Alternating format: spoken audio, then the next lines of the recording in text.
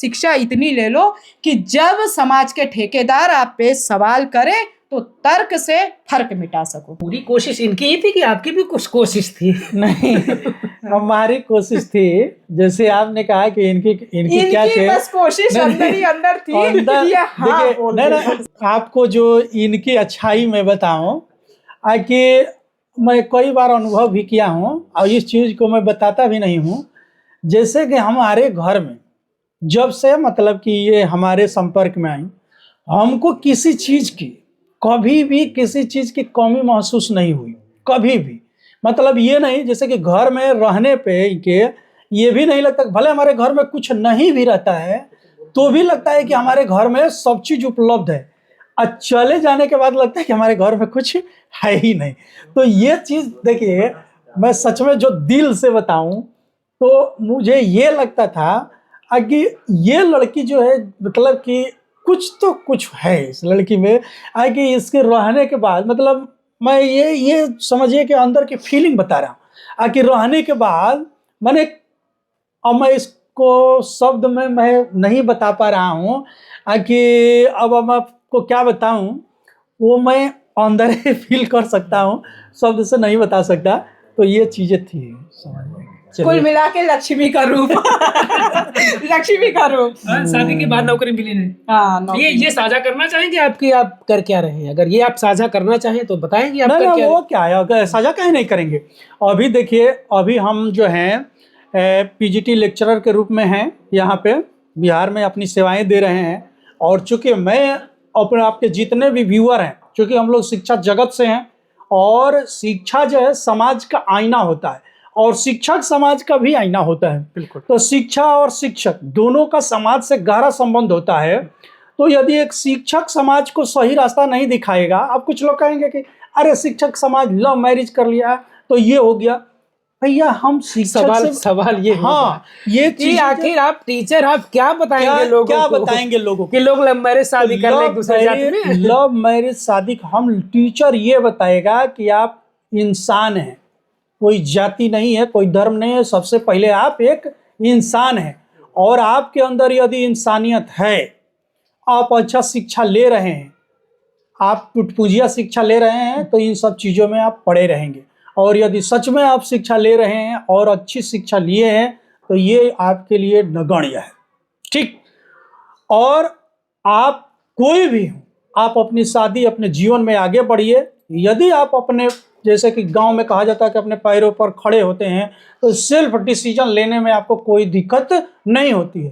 तो मतलब मैं तो यही कहूँगा कि आप लोग भी जो है, कभी भी यदि कोई भी इस तरह का डिसीजन लेता है, आगे बढ़ता है, आप जो है सेल्फ डिपेंडेंट रहिए। जब तक आप सेल्फ डिपेंडेंट नहीं रहेंगे, तब तक जो है आपको हर जगह ठोकर खाना पड़ेगा, ठीक है। और यदि आप सेल्फ डिपेंडेंट हैं, निर्णय अपना ले रहे हैं, तो कोई बुराई किसी चीज में ऐसा जरूरी नहीं है।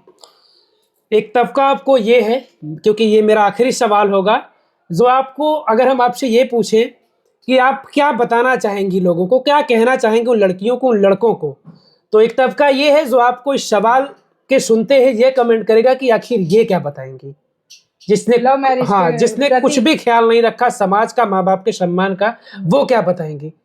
लेकिन आप बताना क्या चाहती है वो बताइए, अगर कहना चाहिए कुछ उन लड़कों, उन लड़कियों से, मतलब जो शादी करना चाहते हैं उनके लिए ना। देखिए, 100 की एक बात बोलेंगे, कई बात हो जाएगी। देखिए, हमारा आप लोगों ने उदाहरण देखा, और हर लड़की लड़के के अंतर्गत ये ख्याल आ ही जाएगा, चाहे अब जिस भी उम्र के पड़ाव में हो, 40 के पार ना हो, 40 के अंदर ही हो। तो बात ये है कि भाई समाज क्या कहेगा। जब अंतिम उस रिश्ते को नाम देने की बात आती है, तो समाज क्या कहेगा। समाज हमेशा कहता ही रहेगा, आप अरेंज मैरिज करते हैं तो क्या उसमें लड़ाई झगड़ा नहीं होता है। हमने तो ऐसा देखा कि औरत को मार मार के एकदम कहते हैं जान निकाल देना, खून निकाल देना उसके शरीर से, तो क्या तब भी नहीं दिक्कत होती है। माँ बाप का डिसीजन या ठेकेदारों का, मैं ठेकेदार, जातिगत ठेकेदार और समाज के टुटपुंजवे ठेकेदार जो अपने बच्चों की परवरिश तो बेहतर तरीके से कर लेंगे, दूसरे की बेहतर होते हुए नहीं देखना चाहेंगे, वो ऐसे ठेकेदार हमारे भी जीवन में रहे हैं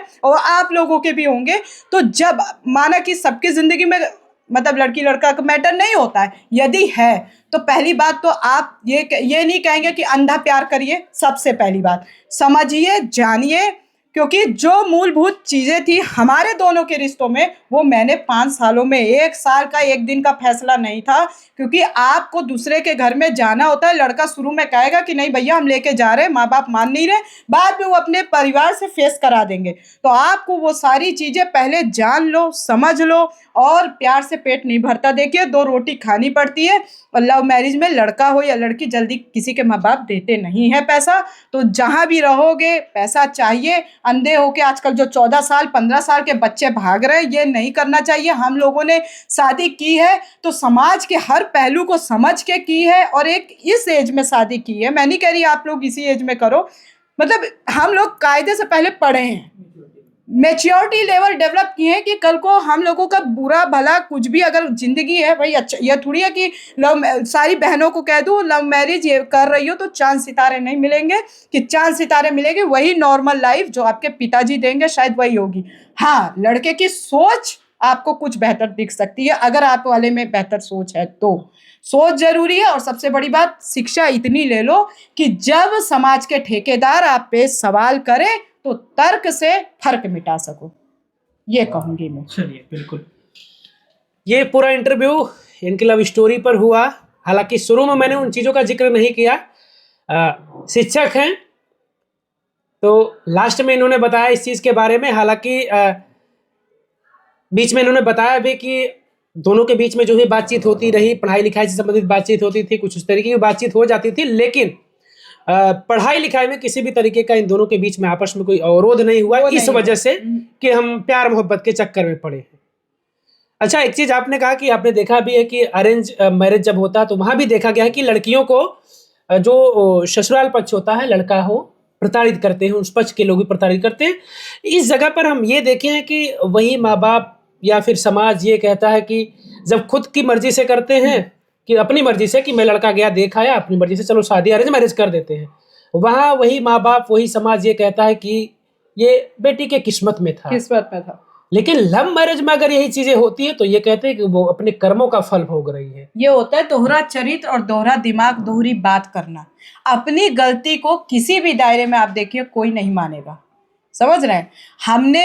लेकिन मेरे इसमें ये हो रहा है कि हर समाज का लोग आप स्वीकार रहा है, मैं अपने दायरे का बताऊं, स्वीकार रहा है, और साथ ही साथ मेरे पापा को वो खुद रिजल्ट दे रहे कि नहीं, जो लड़का उसने ढूंढा है अपने टक्कर का ढूंढा है। विचारों में जात पात छोड़ दीजिए, 1 साल के अंदर ये परिवर्तन लाना आसान बात नहीं थी। शिक्षित हो तभी ला पाई हो, अशिक्षित होती तो वही सब आशिकीबाजी से परिवर्तन नहीं आता है। अगर आप, मैंने देखी है शादी दुनिया कर रही है, मुझे भी लोग कहते हैं दुनिया कर रही है, ऐसा तुमने क्या किया। मैंने अपने दायरे से एक क्रांतिकारी कदम उठाया है। मैं पूरे समाज का नहीं जानती हूँ, लेकिन जो मेरे आसपास का समाज था वो बहुत कट्टर था, और मैंने शुरू से ही इंसानियत की ही परिभाषा को स्वीकार लिया था। ये स्वीकार्यता कब मेरे अंदर आई ये मुझे खुद नहीं पता।